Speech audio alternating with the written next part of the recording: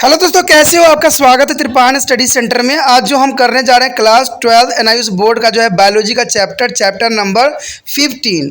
ये है circulation of body fluid. इसका मतलब होता है परिसंचरण हमने करना है तरल पदार्थों का, जो कि काफ़ी इंपॉर्टेंट चैप्टर होने वाला है। ये चैप्टर जो है 11वीं क्लास का हो या +2 का हो या यूपी बिहार बोर्ड किसी भी हो, एनसीईआरटी हो, सबके लिए बहुत महत्वपूर्ण है। जिन बच्चों का जो है circulation of body fluid chapter मिल रहा है, इसका मतलब उनके लिए ये चैप्टर जो है बहुत ही खास और विशिष्ट है, क्योंकि त्रिपान स्टडी सेंटर आपके समक्ष जो है हिंदी इंग्लिश दोनों ही लैंग्वेज का डॉस लाता है, जिसकी वजह से क्या होता है, आप अच्छे से जो है टॉपिक समझ पाते हो। एक बार अगर आप देख लोगे अच्छे से तो आपको दिमाग में यही चलता रहेगा, तो इतना विस्तृत रहता है। लेकिन हमें जो चैप्टर में जो आज हम करेंगे, बहुत तरह के सॉल्यूशन फ्लूइड के बारे में पढ़ेंगे और डिफरेंट एनिमल में क्या इसका रिएक्शन होता है। लेकिन ये सब करेंगे तब जब हम चैप्टर स्टार्ट करेंगे। लेकिन चैप्टर स्टार्ट करने से पहले एक बात जो मैं हमेशा कहता हूँ, जिसको आपको सोचना भी चाहिए, विचार भी करना चाहिए और अमल तो करना ही चाहिए, वो ये है कि जब भी वीडियो देखिए पूरा देखिए, क्योंकि अधूरा जानकारी सदैव खतरनाक होता है। साथ में एक इंपॉर्टेंट बात ये भी रहता है, अगर आप पहली बार वीडियो देख रहे हो तो लाइक शेयर सब्सक्राइब करना मत भूलना। देखिए दोस्तों, लाइक कीजिएगा तो बनाने वाले का जो है प्रोत्साहन बढ़ता है और आपके लिए अच्छा से अच्छा करने की कोशिश करता है। ठीक है, सब्सक्राइब करना आपके हित में है। इसका कारण ये है कि अगर आप सब्सक्राइब करके रखोगे तभी जो है मेरा वीडियो का नोटिफिकेशन मिलेगा। और आपको पता है कि मैं हर क्लास का जो है सब्जेक्ट डालता ही रहता हूँ समय समय पे। तो अगर सब्सक्राइब करके नहीं रखिएगा तो शायद उस वीडियो से आप अनभिज्ञ रह जाइएगा, यानी वो आपको प्राप्त नहीं होगा और आप उसका नॉलेज नहीं ले पाइएगा। साथ में जो अगर आप शेयर करते हो तो शेयर करना एक जग कल्याण के समान माना जाता है। इससे ये होता है कि मान लीजिए कोई जो है बच्चा जो है मेरी वीडियो की उसकी ज़रूरत थी और आपके थ्रू वो वीडियो उसको पास पहुंचा है, तो वो सदैव ही आपका धन्यवादी रहेगा और सदैव ही आपका जो है शुक्रिया अदा करेगा कि तुम्हारे कारण मुझे जो है वीडियो प्राप्त हुआ। तो दोस्तों, आपको पता ही होगा कि त्रिपान स्टडी सेंटर सिर्फ एक क्लास के लिए ही अग्रसर नहीं है, ये कई क्लासों के लिए अग्रसर है। जैसे 8th 9th 10th 11th 12th CBSE के सारे चैप्टरों को कवर करेगा समय के साथ। प्लस जो है एनआईयूएस बोर्ड का 10th +2 को भी कवर करता है, सभी सब्जेक्टों का। प्लस जो है बीए पंजाब यूनिवर्सिटी का जो है फर्स्ट सेमेस्टर से लेकर 6th सेमेस्टर तक 8 सब्जेक्टों को कवर करता है। प्लस जो है एमए के जो है बच्चे ऑन डिमांड जो मुझे करते हैं कमेंट, उनके लिए भी त्रिपान स्टडी सेंटर जो है अग्रसर है। देखिए दोस्तों, त्रिपान स्टडी सेंटर इतना बड़ा है, विस्तृत है, तो आपको अभी जो है लाइक शेयर सब्सक्राइब कीजिए और अपने दोस्तों के साथ बांटिए। ठीक है, तो भूलिए मत, ये करना आपका फर्ज है और मेरा कार्य करना है आपको टॉपिक लेके चलना है। देखिए आज देखते हैं हमारा आज टॉपिक क्या है। The next important topic is the components and function of blood. Friends, the most important here, the components and functions of blood. The blood is their red color, I think, and slightly alkaline. The fluid with which keep us circulating in our body through the blood vessels. Why is the blood so important? It is important because the first is it is a transport substance in a body such as oxygen, nutrients and hormone. Why is the blood is important? For important because it is a transport for the such oxygen and nutrition and the hormones for all over the body, and it is also carry the base to the kidney. There is also to the carry the base to the kidney. It's a protect the body against diseases. The blood it's a protect the body against diseases, and a third is to maintain the normal body temperature. So blood is most important for human body. It is a maintenance of all over the oxygen, nutrition, hormones, based materials and diseases, and also maintain the temperature in human body. The component of blood here, the blood is a fluid connected tissue made of plasma and blood cell. The blood is the part of plasma and blood cell. This is most important, the plasma and cellular component. The plasma is 55% in human body and cellular component is 45% in human body. There is a plasma divided by the water 90% and protein like a less than 10. There is a plasma is divided by the water 90% and protein. And here cellular component is a 45%. There is a divided by the red blood corpuscles RBC and white blood corpuscles and means WBC. The platelet is a piece of cell without a nuclei. There is a most important part of cellular component and plasma. There is explain of the plasma here. A plasma, it is a pale yellow liquid consists of blood protein like albumins, globulins and the fibrinogen. The plasma has the other blood protein like globulins, globulins and fibrinogen. Here the function of the flowing function of the plasma here. The plasma as a function is a transport of product of is a digestion from a small intestine to the various tissue. The transport of product of digestion from a small intestine to the various tissue. And second is the transport of waste product from a tissue to the exit organ and transport of hormones from the endocrine gland to the target of organ. And fourth is the maintenance of temperature by the distribution of the heat all over the body. There is a maintenance of temperature by distribution of the heat all over the body. And fifth is a provides a factor for a clotting of blood means fibrinogen. There is a clotting of blood is the reason being fibrinogen. Their fibrinogen is the clotting of blood and renditions of fluid is a blood through the plasma protein. And seven is the maintenance of acid base equilibrium in blood. There is a maintenance of acid base equilibrium in blood. And eight is the provide body immunity. There is a provide a body immunity through the antibiotic mean immunoglobulins and there's which are the made by one kind of WBC and then released into plasma. There B is the blood cell. There is a blood cell of blood or there is the red blood corpuscle means RBC and white blood corpuscles means WBC and the cell fragment. The platelets blood cell are forming in the bone marrow. The blood formed in a bone marrow and their formation is a term of hemopoiesis and the given table gives their idea of cellular component, their origin, function and structure for here.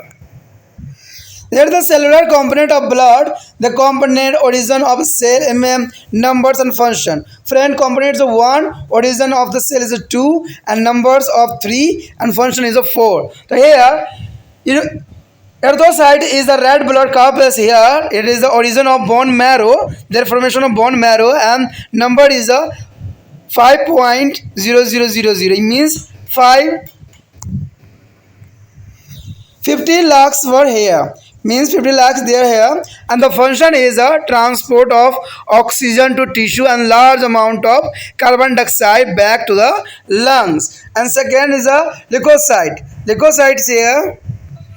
There is a formation of bone and there is a 400 is a number and the corpus is here. This is a granulocyte. Granulocyte is a simply and there is 72% of total white blood cells is a count. Neutrophils 70% is a formation of bone marrow. Leukocyte and white blood corpuscles is also bone marrow is a formation and there is granulocyte is also bone marrow formation. There is the 4900 and 1005, 105 and 35. The enters the bacteria, antihistamines and properties and produce the histamines and perin. That is the most important. There is a neutrophils, eosinophils, basophils, the first there. Neutrophils is 25% and eosinophils is a 1.5 and basophils is 0.5. There is a 35 is a number. There is a formation of the bone marrow and there is a antihistamine property and the produce of histamine is a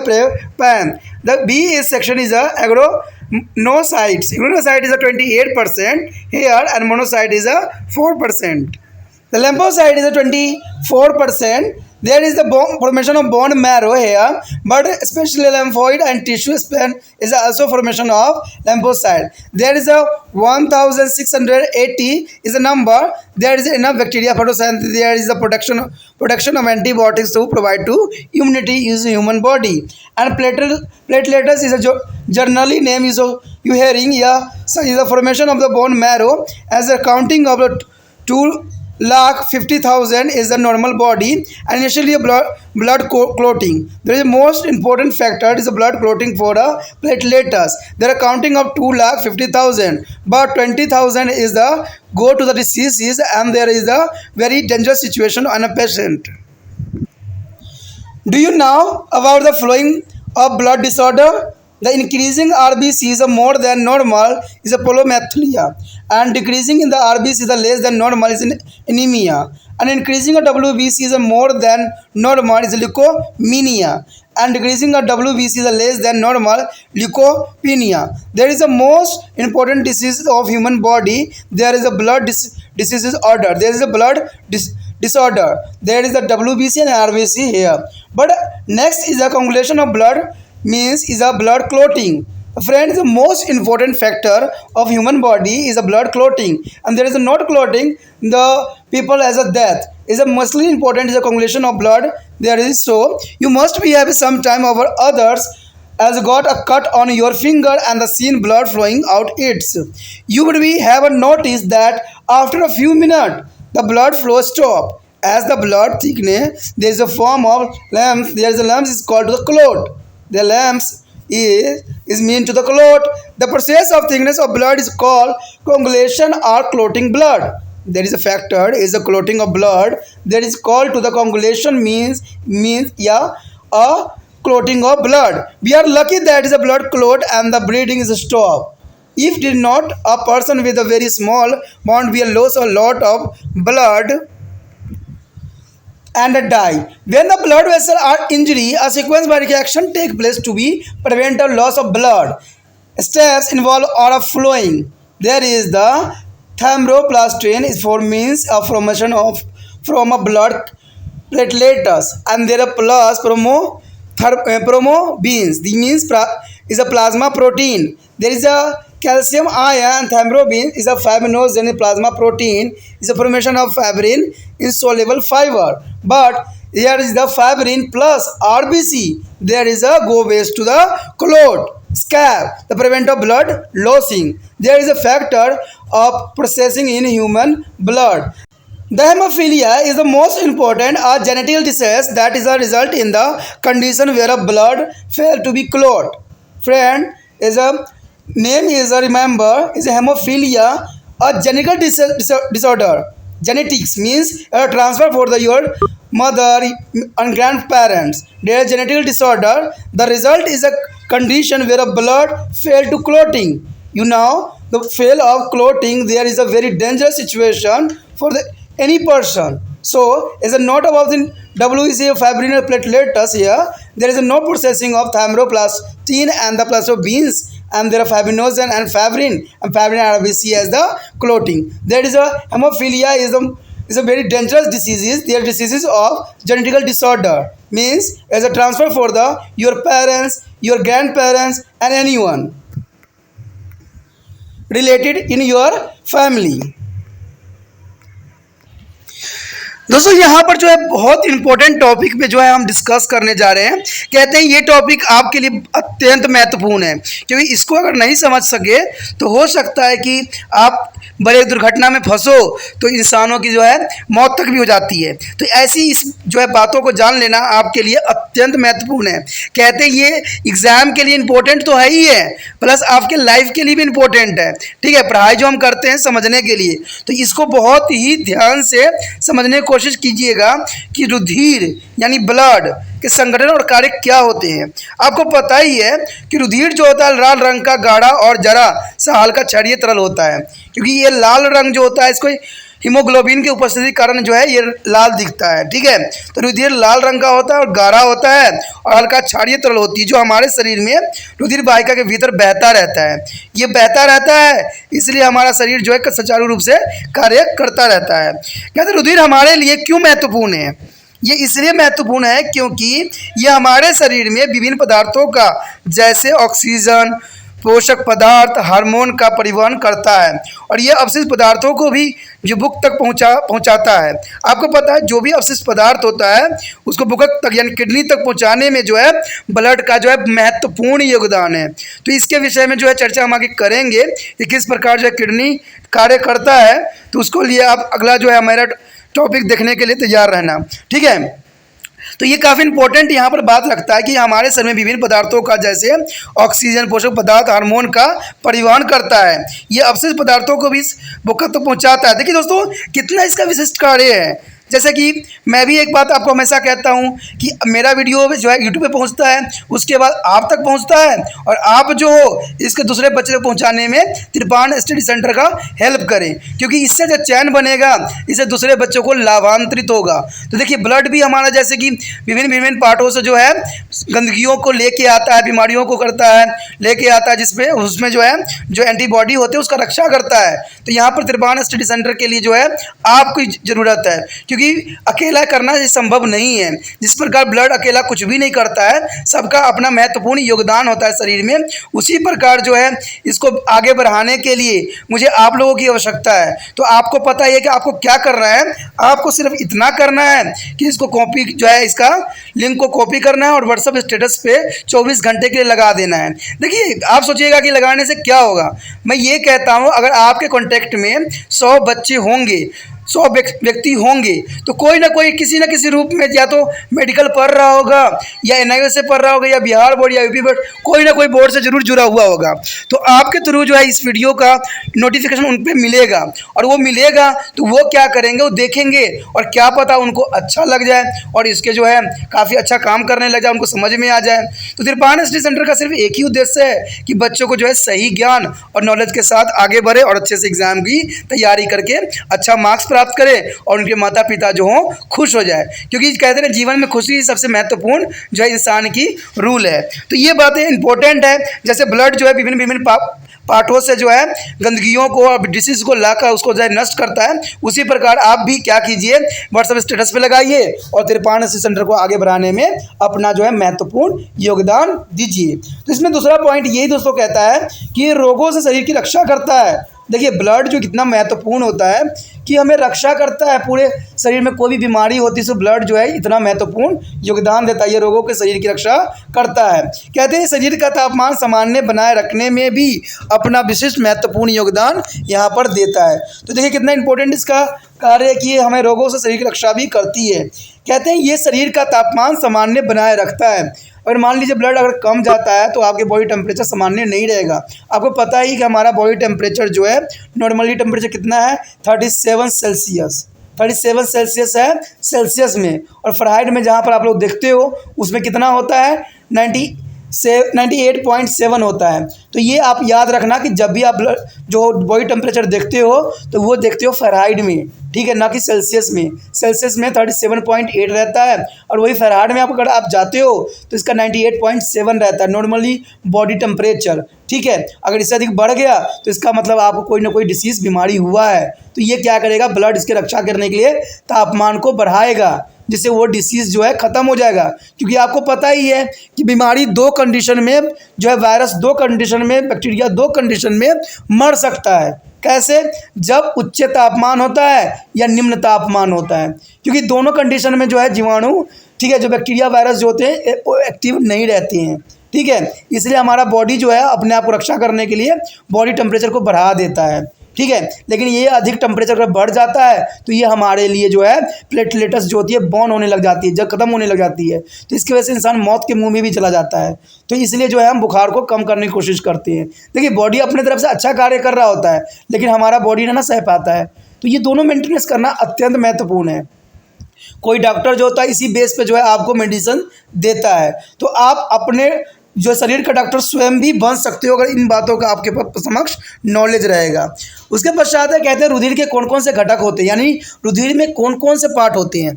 दोस्तों यहाँ blood में कौन कौन से material होते हैं ये जानना भी आपके लिए अत्यंत महत्वपूर्ण है। कहते हैं अगर आप रुधिर एक तरल संयोजक ऊतक होती, क्योंकि ये कई चीज़ों को जो है आपस में जोड़ती है। जो प्लाज्मा और रुधिर कोशिकाओं का बना होता है, किसका, 2 ही चीज़ का बना होता है दोस्तों, याद रखना। जो हमारा रुधिर होता है वो प्लाज्मा और रुधिर कोशिका का बना होता है, ठीक है। प्लाज्मा जिसमें 55% होता है, प्लाज्मा जो दोस्तों होता है 55% होता है, और कोशिका संगठन जो होती है 45% होती है। तो इन्हीं कॉम्बिनेशन से जो है आपका ब्लड का निर्माण हुआ है, और इसी ब्लड की वजह से जो है हम लोग जो है इतना कुछ कर पा रहे हैं। कहते हैं अगर आप प्लाज्मा को देखोगे तो ये दो भागों में जो है विभक्त हो जाता है, दो भागों में ये बढ़ जाता है। एक तो बढ़ता है आपका जल जो होता है जो है 90% जल हमारे शरीर में उपलब्ध होती है, जो कि बहुत काफ़ी विशिष्ट भी रखता है। कहते हैं प्रोटीन जो होता है 10% होता है, इसे भी थोड़ा कम भी हो सकता है। यानी देखिए जल की मात्रा सबसे अधिक हमारे शरीर में होता है, जो कि जनरल सी बात है, और प्रोटीन जो है 10% से कम भी हो सकता है। अब दूसरी तरफ जो अगर हम देखें तो रुधिर कोशिका जो संघटक है यानी 45% है, उसमें कई प्रकार की चीज़ें आपको दिखेगा।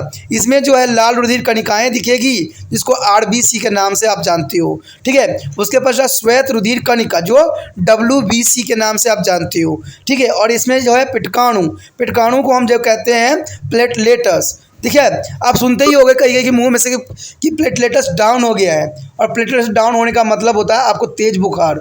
जितना तेज बुखार चढ़ेगा उतना प्लेटलेटस आपका डाउन होगा। तो ये कंडीशन तब पैदा होती है जब व्यक्ति को मलेरिया हो या टाइफाइड हो या आपका डेंगू हो। इन कंडीशन में क्या होता है, क्योंकि डेंगू के बच्चे को पलने के लिए हमारे बॉडी में टेम्परेचर की ज़रूरत होता है। तो ये लीवर में जो होता है इसका बच्चे पल रहे होते हैं, तो इनका जो है टेम्परेचर बढ़ाना अत्यंत महत्वपूर्ण होता है। तो इससे क्या होता है, वो बुखार पैदा करता है और इससे आपका बॉडी का टेम्परेचर बढ़ता है, जिससे उनके बच्चे जो होते हैं पल रहे होते हैं, ठीक है। देखिए ये नेचर को अगर आप समझने की कोशिश कीजिएगा ना, तो कोई सब एक दूसरे से जुड़े हुए हैं, ठीक है।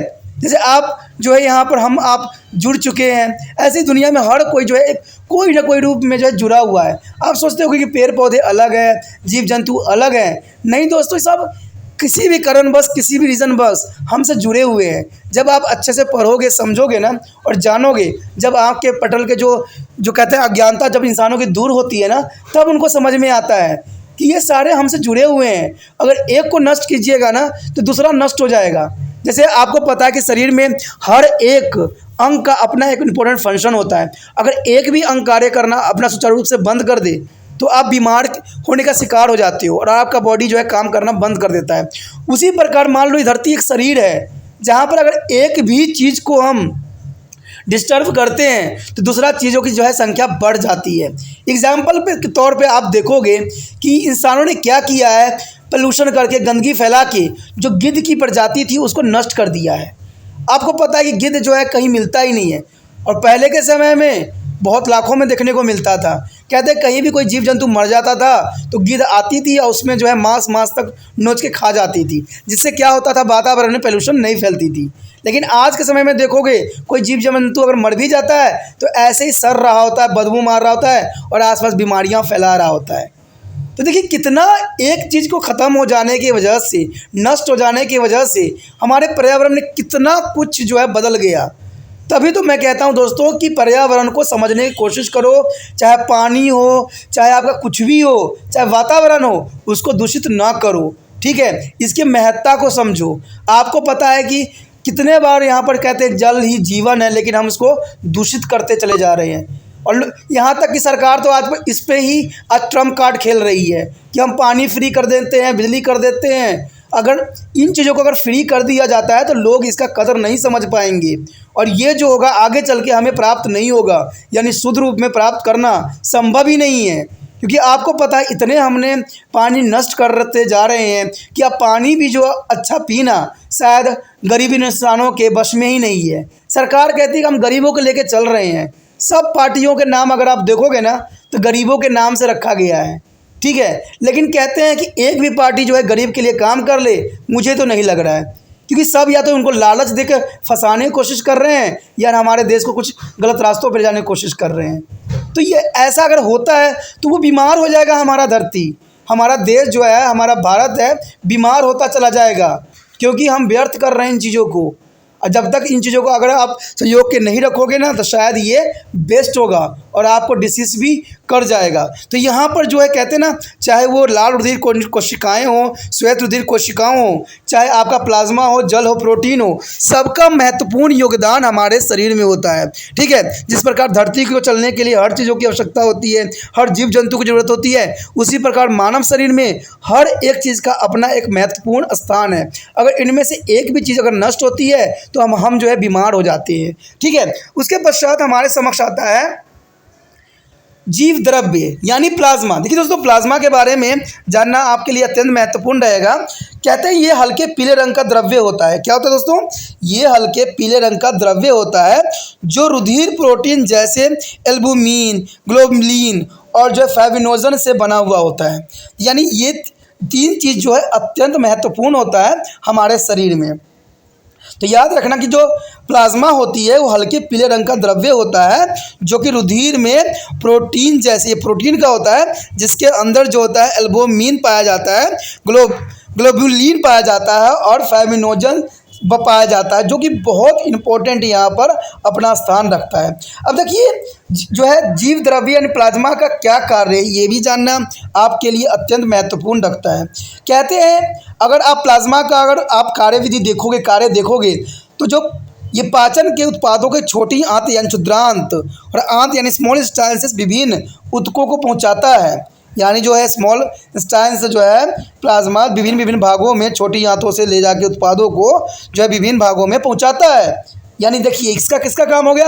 आपने जाइलम ऑफ फ्लोएम के बारे में पढ़ा था प्लांट में। अब देखिए यहाँ ब्लड का काम आ गया, तो ये पाचन को यानी जो है प्लाज्मा का काम आ गया। पाचन के उत्पादों को छोटी आंतों से विभिन्न ऊतकों तक पहुँचाना ही प्लाज्मा का सबसे पहला उद्देश्य होता है। दूसरा होता है ऊतकों में उत्पन्न होने वाली अवशिष्ट उत्पादों को उत्सर्जन अंगों तक पहुंचाया जाता है। यानी ऊतकों में उत्पन्न होने वाले जो अवशिष्ट पदार्थ होते हैं, वेस्ट मटेरियल्स होते हैं, उसको जो है दूसरे अंगों तक पहुंचाता है जहां से ये शरीर से बाहर हो जाए, जिसको हम उत्सर्जन भी कहते हैं या स्कैटरी भी कहते हैं, जो कि काफ़ी इंपॉर्टेंट यहाँ पर स्थान रखता है। तीसरी बात ये आती है कि हार्मोनों को जो है अंतस्वेदी ग्रंथि से उनके लक्ष्य अंगों तक पहुंचाता है। देखिए हार्मोन को क्या करता है? अंतस्वेद ग्रंथि, जहाँ से ये जैसे पिट्यूटरी ग्लैंड भी कहते हैं, जहाँ पर ग्लैंड भी हार्मोन ग्लैंड भी कहते हो, वहाँ से जो है हार्मोन को ले जाके इसके जो है विभिन्न जहाँ कार्य होता है वहाँ जो है हार्मोनों को पहुँचाने का कार्य भी प्लाज्मा का ही होता है। तो ये काफ़ी इंपॉर्टेंट बात आपके समक्ष है। कहते हैं ऊष्मा को सारे शरीर में विस्तृत करके तापमान सामान्य बनाए रखने का भी कार्य प्लाज्मा का ही होता है, क्योंकि ऊष्मा को सारे शरीर में विस्तृत करके तापमान सामान्य बनाना एक बहुत ही विशिष्ट कार्य है जो कि प्लाज्मा यहाँ पर करती है। उसके पश्चात इसमें बताया गया है कि रुधिर के संकर्षण यानी क्लोटिंग ऑफ कोagulation के लिए आवश्यक कारक है। देखिए दोस्तों, रुधिर के संकर्षण यानी क्लोटिंग कोagulation के लिए भी प्लाज्मा अत्यंत महत्वपूर्ण है। ठीक है, प्लाज्मा के लिए आवश्यक कारक जो होती है जिसकी वजह से ये होता है उसके लिए फाइब्रिनोजन प्रदान करता है। यानी आपको पता है कि आपका ब्लड जो है क्लोट हो जाती है, थक्का बनती है, उसमें सिर्फ एक ही चीज़ का योगदान होता है, वो होता है फाइब्रिनोजन। फाइब्रिनोजन जो होती है क्लोटिंग करने के लिए सक्षम होती है। ठीक है, कहते हैं रुधिर में तरल पदार्थों को बनाए रखना भी प्लाज्मा का इंपॉर्टेंट कार्य होता है, जिसमें प्रोटीन भी होती है। यानी रुधिर में तरल पदार्थों को बनाए रखना जो है आपका प्लाज्मा का कार्य विधि रहता है। उसके पश्चात रुधिर का अम्ल क्षार यानी बेस। देखिए रुधिर का अम्ल बेस क्षार संतुलित बनाए रखना भी जो है प्लाज्मा का ही कार्य विधि है। यानी रुधिर में जो है अम्ल क्षार यानी बेस का जो संतुलन बनाता है कौन बनाता है दोस्तों? प्लाज्मा ही बनाता है। उसके पश्चात है प्रतिपिंडों यानी इम्यूनोग्लोबिनों के जरिए शरीर के प्रतिरक्षा प्रदान करता है। यानी आपको पता है इम्यूनोग्लोबिन जो होती है यानी इम्यूनो सिस्टम जो होती है शरीर के प्रतिरक्षण प्रदान करती है। ये जो है प्रतिपिंड यानी एंटीबॉडी एक प्रकार के WBC द्वारा बनाए जाते हैं और बाद में इन्हें प्लाज्मा में छोड़ दिया जाता है, जहाँ से जो है ये विभिन्न भागों में पहुँचा के जो आपके बॉडी को जो है ह्यूमन सिस्टम बूस्ट करता है। तो देखिए कितना इंपॉर्टेंट कार्य है। कहते हैं अगर हमारा ह्यूमन सिस्टम बूस्ट रहता है तो किसी तरह की बीमारी जो है आपको संक्रमित नहीं कर सकता है, जो कि काफ़ी इंपॉर्टेंट और महत्वपूर्ण यहाँ पर बात भी रखता है। कहते हैं रुधिर की कोशिकाएं भाग के 3 संघटक होते हैं। देखिए दोस्तों, रुधिर के कोशिका भाग के 3 संघटक होते हैं। एक होते हैं लाल रुधिर कणिका, एक होता है श्वेत रुधिर कणिका और एक होते हैं पिटकाणु यानी प्लेटलेट्स। यानी रक्त कोशिकाओं में दोस्तों जो होती है 3 पार्ट होती है, याद रखना। एक होती है लाल रुधिर कणिका जिसको हम आरबीसी के नाम से जानते हैं, दूसरा होता है श्वेत रुधिर कणिका यानी डब्ल्यूबीसी, और तीसरा जो होता है पिटकाणु जिसको हम प्लेटलेट्स के नाम से जानते हैं, जो कि बहुत ही विशिष्ट रहता है आपके समक्ष। कहते हैं इन कोशिकाओं के खंड की वजह से ही हमारा शरीर में जो है रुधिर कोशिकाओं का निर्माण होती है। कहते हैं रुधिर कोशिका अस्थि मज्जा में बनती है। देखिए ये कहाँ बनती है, जो ये रक्त कोशिकाएं होती है, याद रखना दोस्तों, ये बोन मैरो में बनती है, यानी हम इसको अस्थि मज्जा कहते हैं, यानी बोन मैरो, जहाँ पर इसकी निर्माण होती है। इसकी निर्माण प्रक्रिया को जो है रक्त उत्पत्ति, यानी इसी कारण जो है निर्माण प्रक्रिया को हम क्या कहते हैं, रक्त उत्पत्ति, जिसको रक्त प्लस उत्पत्ति से बना है, यानी रक्त उत्पत्ति कहते हैं। अब यहाँ पर एक तालिका दिया गया जिसमें जो है रुधिर की संरचना, कार्य, कोशिका संगठन, उनके जो उत्पत्ति के बारे में एक आपको समक्ष प्रस्तुत किया गया है, जिसमें आप बहुत कुछ समझने की कोशिश कर सकते हो। यहाँ पर आप देखोगे एक टेबल दिख रहा होगा, यहाँ है रुधिर के कोशिकाएं संगठन, ठीक है। इसमें देखिए सबसे पहले आता है संगठक, दूसरा नंबर पे उत्पत्ति, तीसरा संख्या होगा और चौथा कार्य। तो सबसे पहले हमारे समक्ष आता है रक्तकाणु, जिसको हम क्या कहते हैं, लाल रुधिर कणिका कहते हैं, इसे हिंदी में कहते हैं रक्ताणु, ठीक है, यानी जो है लाल यानी आरबीसी। ये उत्पत्ति कहाँ होता है दोस्तों, ये सारे जो होते हैं अस्थि मज्जा में होते हैं, यानी जो है बोन मैरो में होती है। इसकी संख्या 50 लाख से ऊपर होती है, 50 लाख से ऊपर संख्या इसकी होती है, और इसका कार्य सिर्फ इतना है कि ऑक्सीजन और कार्बन डाइऑक्साइड की जो है परिवहन करने में सक्षम होता है, इंपॉर्टेंट योगदान होता है। उसके पश्चात हमारे समक्ष है श्वेताणु। श्वेताणु को जो हम कहते हैं श्वेत रुधिर कणिका यानी डब्ल्यूबीसी, ठीक है। डब्ल्यूबीसी जो है ये इसका निर्माण भी जो होता है अस्थि मज्जा में ही होता है, यानी बोन मैरो में ही होता है, और कहते हैं 4000 से 800,000 की संख्या में ये उपस्थित रहते हैं। अब यहाँ पर श्वेताणु में कई प्रकार आ जाते हैं, जैसे कणिकाणु आते हैं, गणटोसाइट्स आते हैं, जो श्वेत रुधिर कणिका यानी कुल गणना की 72% होते हैं, और इसका भी निर्माण दोस्तों वही होता है, यानी अस्थि मज्जा में होती है, जिसमें 4900 होता है, जिसको हम जीवाणुओं का भक्षण भी करता है, यानी जीवाणु जो होते हैं हमारे शरीर में उसको ये भक्षण कर जाता है, यानी खा जाता है। ये इसका कार्य होता है किसका, श्वेत रुधिर कोशिका का, यानी जो है डब्ल्यूबीसी का, जीवाणुओं का ये भक्षण करता है। आप देखोगे उदाहरण निरागी 70% होता है, इसोरागी जो होता है 1.5% होता है, क्षरकरागी जो होता है 0.5, जिसमें जो है उदाहरण नागारी जो है 105 होती है, जिसका कार्य होता है हिस्टोन के कार्य के विपरीत कार्य करता है और हिस्टोमिन गुणधर्म रखता है, जबकि जो सिरोनारागी जो होती है 1.5 होता है, जो 35% हिस्टोमिन और हेपरिन उत्पन्न करता है, ठीक है। तो ये काफ़ी इंपॉर्टेंट है। और क्षरकारिकी जो है 0.5। देखिए दोस्तों ये नाम आपको अजीब सा लग रहा होगा, लेकिन अगर आपने ब्लड टेस्ट करवाया होगा, कहते हैं सीवीसी करवाया होगा, तो सीवीसी दोस्तों जब होती है ना, तो यही चीज़ें आपको वहाँ पर जो है एक लिखा जाता है और आपको बताया जाता है कि आपके बॉडी में इस मात्रा का ये है, इतना मात्रा ये है, इतना मात्रा ये है। कभी आप डब्ल्यूबीसी करवाओगे ना, सीवीसी करवाओगे, तो देखना उसमें कौन कौन से नाम लिखे हुए हैं। जो यहाँ पर आपको नाम दिख रहा है ना, सारे नाम आपको वही लिखे हुए दिखेंगे, और इसी की मात्रा जो है वहाँ पर नॉर्मल जो है कैटेगरी भी दिखाया जाएगा कि इसकी जो मात्रा कितने बॉडी में होना चाहिए और कितने में आप स्वस्थ रहोगे। तो ये आपको बहुत लंबा प्रोसेसिंग करने की ज़रूरत नहीं है। आजकल तो कहते हैं कि टेस्ट में भी लोग बेस्ट हो चुके हैं, टेस्ट ही करवाते रहते हैं अच्छे, जिससे उनका बीमारी भी जल्दी दूर हो जाता है। उसके पश्चात हमारे समझ है कणकाणु। कणकाणु में दोस्तों देखिए इसके भी क्या क्या आते हैं, एग्रोनोसाइट्स जो कि 28% होता है, एकलाणु जो होता है 4%, और लस्काणु जो होता है 24% होता है। देखिए ये सब जो होती है अस्थि मज्जा यानी जो है बोन मैरो में इसकी फॉर्मेशन होती है। एग्रोनोसाइट की जो होती है बोन मैरो में जो होती फॉर्मेशन होती है, और जो है इसकी संख्या जो होती है 280 के आसपास होता है। इसका भी कार्य एक ही होता है कि जीवाणुओं का भक्षण, यानी भक्षण काणु क्रियाएँ करती है, जीवाणु को नष्ट करने का अपना महत्वपूर्ण योगदान यहाँ देती है। उसके पश्चात है लस्काणु। देखिए लस्काणु का भी उत्पत्ति जो होता है अस्थि मज्जा में, और प्लस जो है लविकाप उतक पहिल में होती है, जो कि 1680 की संख्या में ये विद्यमान होती है। और इसका काम इतना ही होता है कि प्रतिरक्षा प्रदान करने के लिए प्रतिपिंडों का उत्पादन करता है, यानी हमें शरीर में बूस्ट करने के लिए जो ह्यूमन सिस्टम है इसके लिए जो है वो क्या करता है, हमारे बॉडी में सुचारू रूप से चलाने के लिए इंपॉर्टेंट कार्य करता है। उसके पश्चात आपको पता है कि प्लेटलेटस है।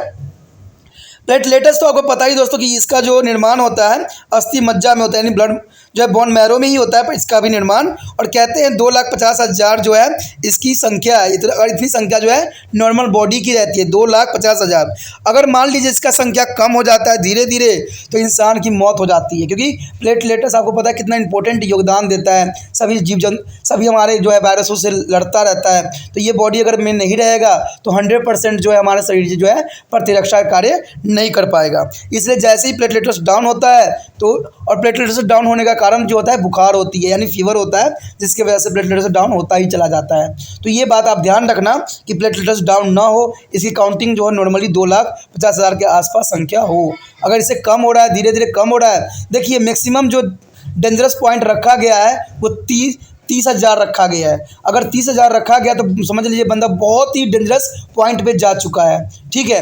फिर बहुत से हॉस्पिटल भी इसको लेना बंद कर देते हैं। तो ये अत्यंत महत्वपूर्ण बात यहाँ पर रखता है, ठीक है। तो ये आप ध्यान रखना कि किसी व्यक्ति का इससे कम ना हो, ठीक है। कम से कम लाख से ऊपर ही रहे। जनरली तो 2.5 लाख है, लेकिन लाख से ऊपर रहे तो बेस्ट है। और जैसे कमने लग जाए लाख से नीचे तो समझ लीजिए कि इसको जो है 100% अच्छे डॉक्टर से दिखाने की आवश्यकता है। तो ये देखिए जरूर जनरल बात है लेकिन इंपॉर्टेंट भी है। कहते हैं क्या आपको निम्नलिखित रुधिर जो है विकारों की जानकारी है। देखिए कुछ जानकारी दी गई है यहाँ पर, जैसे रक्ताणु RBC की अधिकता होती है सामान्य से अधिक हो जाए तो ये जो होगा पॉलीसाइथियम्स यानी बहुहृतित रक्तता कहलाता है, यानी पॉलीसाइथियम नाम की बीमारी हो जाती है। अगर रक्ताणु जो होता है RBC की कमी हो जाए, सामान्य से कम हो जाए तो हम कहते हैं उसको रक्त अल्पता, यानी रक्त अल्पता कहलाता है, एनीमिया कहलाता है ये। उसके बाद श्वेत अणु यानी WBC की अधिकता के कारण क्या होता है, सामान्य से अधिक हो जाए तो जो है ल्यूकोमीनिया कहते हैं। देखिए दोस्तों, सामान्य से अधिक भी हो जाएगा फिर भी जो है आप बीमार पड़ जाओगे, इसलिए मेंटेनेंस रखना अत्यंत महत्वपूर्ण रखता है। उसके पश्चात आपको है श्वेत WBC यानी श्वेताणु यानी WBC, इसकी कमी से यदि अधिकतम से जो होता है ल्यूकोमीनिया हो जाती है और कमता से क्या होता है अल्कोपीनिया हो जाती है, यानी श्वेत कणिका अल्पता, ठीक है। देखिए ये बहुत इंपॉर्टेंट बात होता है। अगर अधिक हो जाए, जैसे RBC अधिक हो जाता है तो पॉलीसाइथीमिया हो जाता है। RBC कम जाए तो आपको पता है रक्त अल्पता हो जाती है, एनीमिया हो जाता है। अगर WBC यानी श्वेत रक्त कणिकाएं अगर WBC अधिक हो जाए तो ल्यूकेमिया हो जाता है। अगर वही कम हो जाए तो आपको पता ल्यूकोपीनिया हो जाता है। तो ये सारी बीमारियां जो होती है काफ़ी विशिष्ट रखती है।